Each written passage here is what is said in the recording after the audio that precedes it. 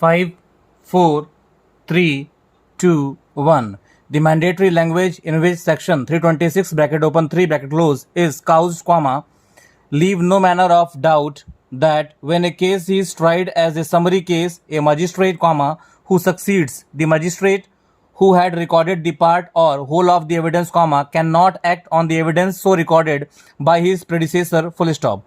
In summary proceedings, the successor judge has no authority to proceed with the trial from a stage at which his predecessor has left it, full stop. The reason why the provisions of subsections 1 and 2 of section 326 of the code have not been made applicable to summary trial is that in summary trials only substance of evidence has to be recorded, full stop. The court does not record the entire statement of witnesses, full stop. Therefore, the judge or the magistrate who has recorded such substances of evidence is in a position to appreciate the evidence laid before him, and the successor judge or magistrate cannot appreciate the evidence only on the basis of evidence recorded by his predecessor, full stop.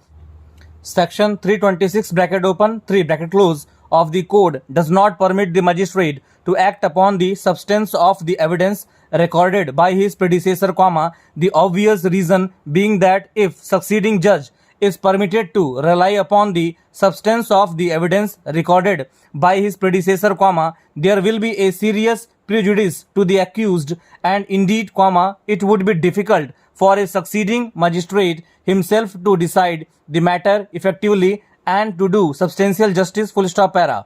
In view of the law laid down by Honorable Supreme Court, when a case is tried as summary case, a magistrate who succeeds the magistrate who had recorded the evidence, cannot act on the evidence so recorded by his predecessor, as only substance of evidence has to be recorded in summary trial, full stop.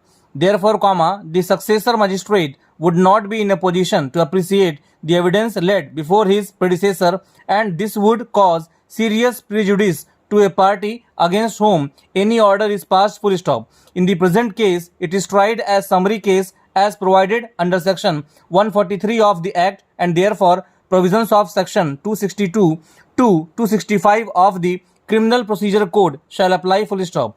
As observed earlier, in this case, learned magistrate delivered the judgment relying on the evidence recorded by his predecessor, full stop. Therefore, he was not in a position to appreciate the evidence properly, full stop. Therefore, serious prejudice is caused to the complainant as order of acquittal was passed, full stop. The successor magistrate who delivered the judgment was not in a position to decide the matter effectively and to do substantial justice, full stop.